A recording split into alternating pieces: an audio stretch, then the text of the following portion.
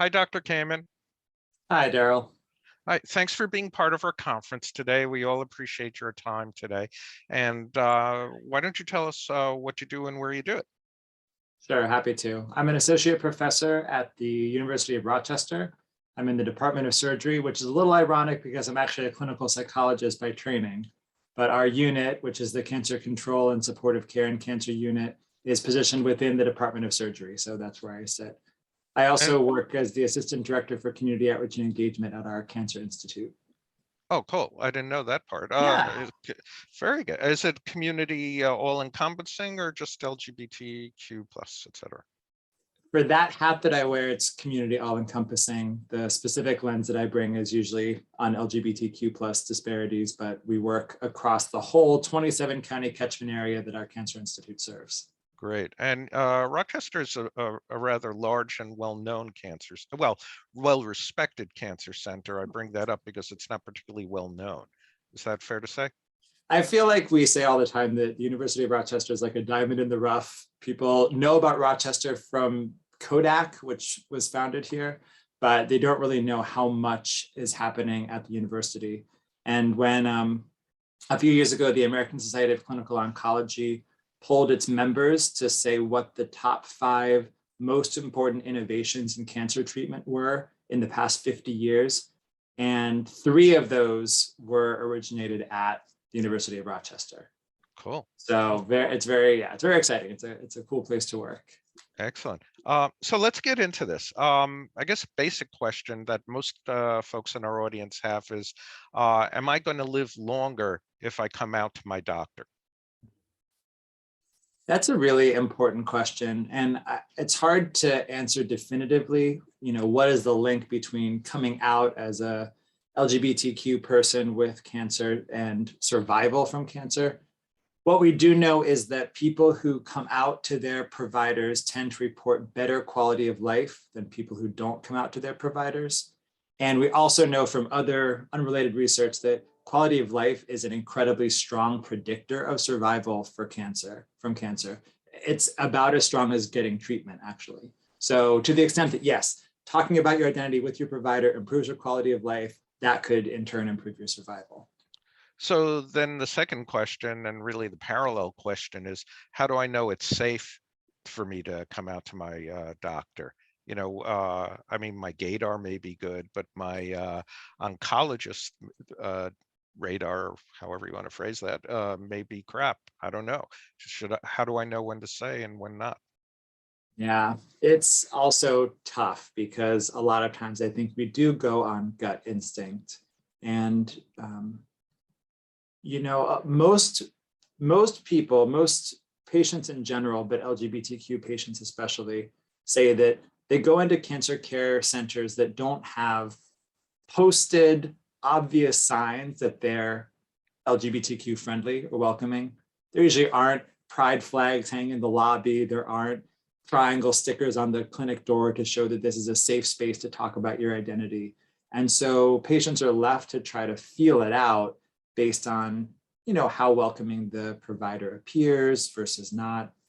I had a couple, a gay man with prostate cancer and his partner who were talking about their experience going through care. And they said when they got their original diagnosis of prostate cancer, the provider only talked to the patient and never talked to his husband. And both of them left that encounter thinking, was it because we're a gay couple? They were open about being in a relationship. Was it because they were a couple? Or as the husband said, maybe this is just how this doctor acts. And if my name was Sally and I had long blonde hair, he would have reacted the same way, right? So it's sometimes hard to know if it's safe, if the provider is going to treat you well. I think increasingly providers do want to give the best quality care possible. And I hope that in the next couple of years, we'll see more and more cancer care institutions starting to ask about sexual orientation and gender identity as part of the intake process. And then all the guesswork is taken out of it because on the intake form, it asks you to report on your identities. Yeah. And Malecare been doing that hospital by hospital. We just had a little success at George Washington Medical Center in Washington, D.C., where they're now agreed to do,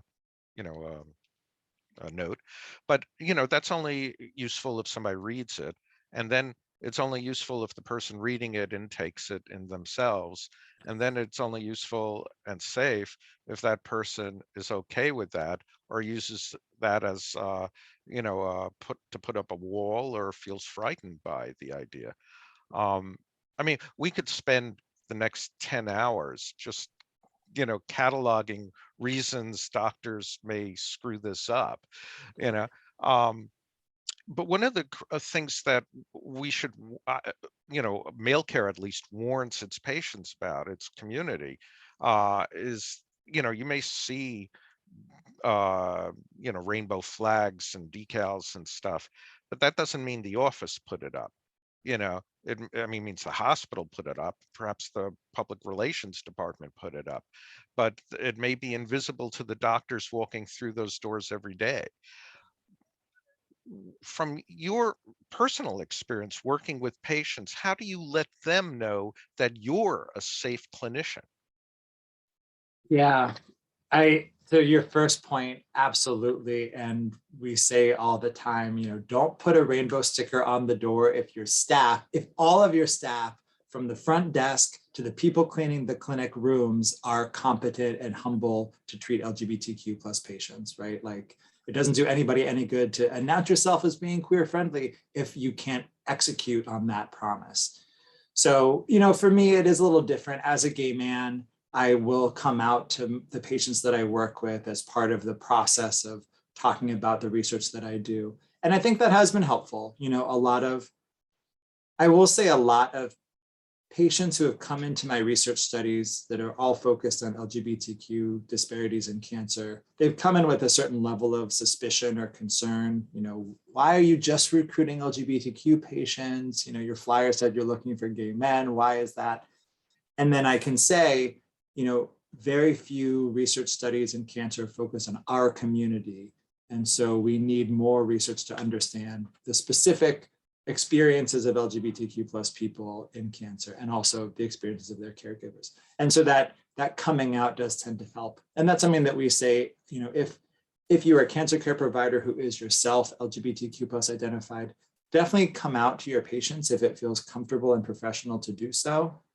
You don't want to swap stories about where to go on the weekends, but coming out can make people feel comfortable and able to disclose themselves. Yeah, it's and funny you mentioned that. One of my 3 urologists that I see is a heterosexual man, and all he does is talk about what he does on the weekends. Uh, and he's a head of department too, and it's sort of resentful that he wastes my time sharing his lunch dates, but it's something.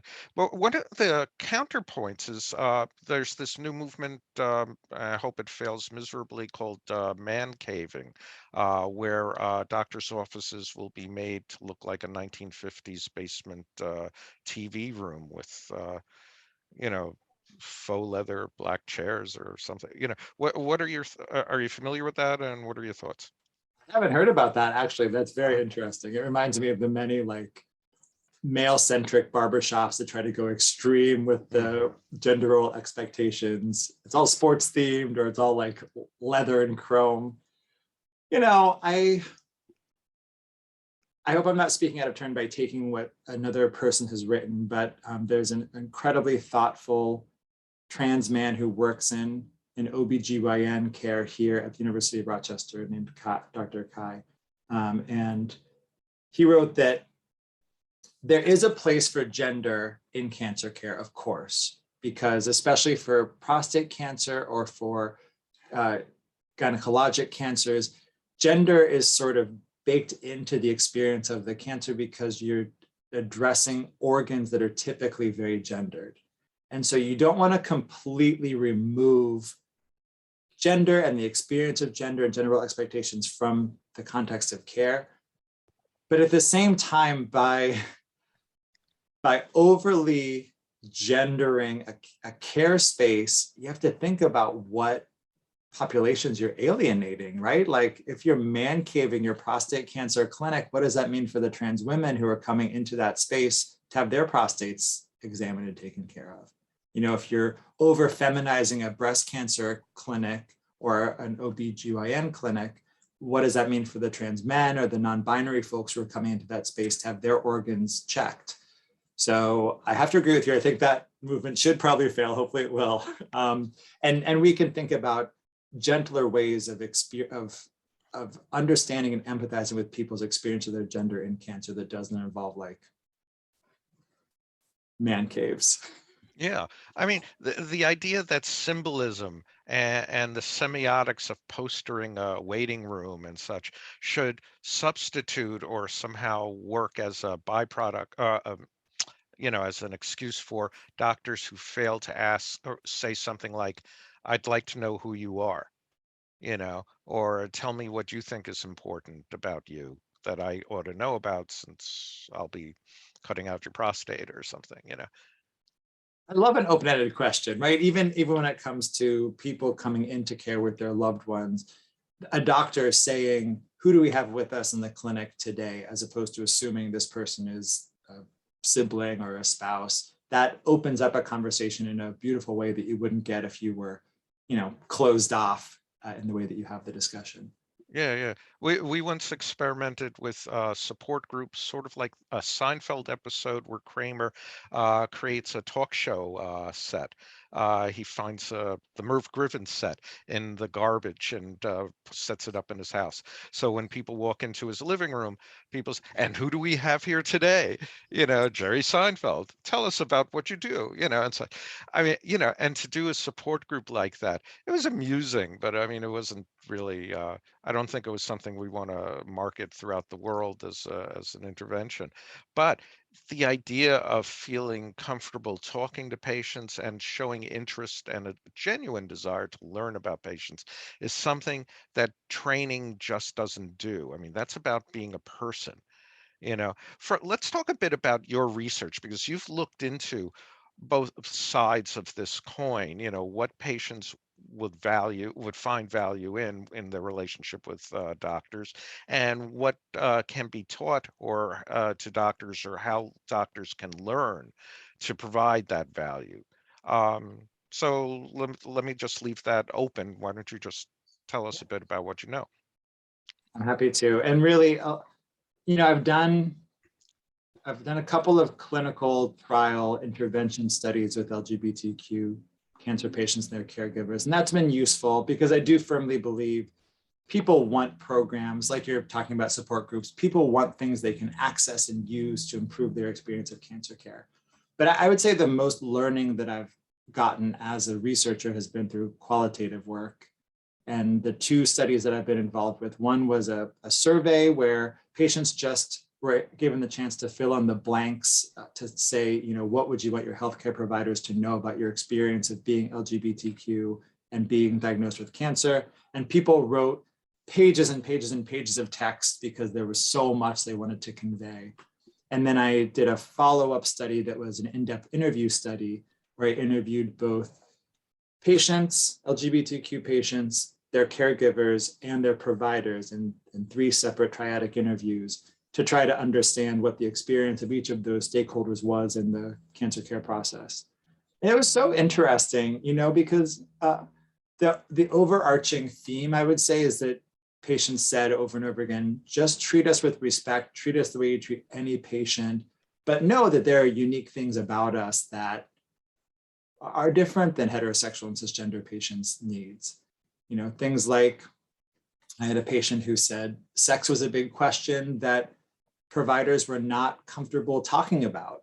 As a gay man, my husband, who was the patient, had questions about when can I safely resume having sex, and how do I need to change my sexual activity to compensate for the side effects of treatment. And, there were no answers from the care team because nobody was comfortable having that discussion openly. So the patient and his husband had to Google to get the answers they needed. And so, on the one hand, I think it's important as a patient, an LGBTQ patient, to know you may have more information and expertise than the providers do. And so you may have to guide part of the discussion yourself and be assertive enough to ask these questions. But we shouldn't put all the onus on the patients to steer that ship, right? they already have so much on their plates that they're managing with the treatment and into survivorship. Really, the provider should be culturally humble enough to acknowledge that they need to have that open discussion, like you were saying, asking about the patient's experiences, and then allow space for the patient to guide the discussion to get answers that are relevant to the patient. So, in this case, opening up the conversation about sex and sexuality with this couple in a way that felt respectful, open, not stigmatizing. And then if the provider didn't know the answer to the question, saying, I don't know, but I'll look it up and find out and let you know next time we meet. That's part of cultural humility, is being open to learning from patients and finding answers to patients' needs if you don't know them off the top of your head. Yeah. And one of our other speakers has a practice where he's just seeing gay patients, most with prostate cancer, but also other types of diseases.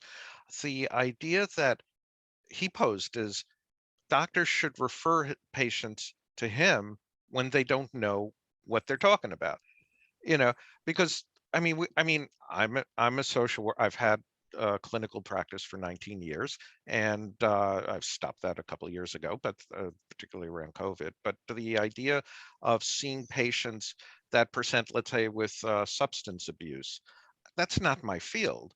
I refer people out for that. You know, um, you would probably do the same for whatever, you know, and radiation oncologist who sees somebody who presents, they're with prostate cancer, but they broke their arm, and in the waiting room, they're not going to treat that arm. They're going to call, an orthopedic surgeon or something down the hallway or something. I mean, that should be standard of care, but it's not. Why do you think it's not? It's so interesting because I agree. The idea of referral for medical issues is just baked into the healthcare system, right? You as a practitioner have a specific focus area, and if somebody has a problem outside that area, you refer out, right? But when it comes to psychosocial needs and community support needs, people don't think about that because it feels like, well, that's not something that we have within the walls of our institution, so we don't know where to refer you. There's no discrete field in the medical record to make that referral. So one thing that we do when we do trainings for cancer care practices is we say, look around, look in your community, look who's out there, look to the social workers who are listed as being LGBTQ friendly, look to the community centers that serve the LGBTQ community and see what resources they have. A patient who's LGBTQ identified may feel more supported and comfortable going to a non-cancer support group in an LGBTQ community center rather than a support group just for heterosexual and cisgender patients within the walls of the cancer center. So yeah, look around. I don't know why exactly that's not intuitive to people, but hopefully by having these conversations and emphasizing like, hey, there are a whole bunch of resources out there beyond your walls you could find, that will become more natural.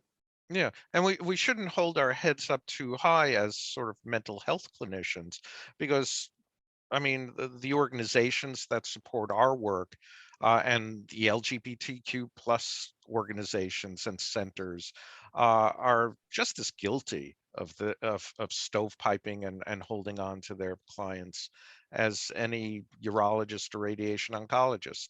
Uh, I know this as a fact when I ask for people, we've got this service, you don't, it's free, shoot people over and we'll do the same once. Never happens. Never happens. Yeah. People are a little territorial. Maybe that is part of the core issue, is you don't want to give a patient up if you're treating them, keep them Yeah. in-house. And there's an economic thing too, and we should let people off the hook because of that.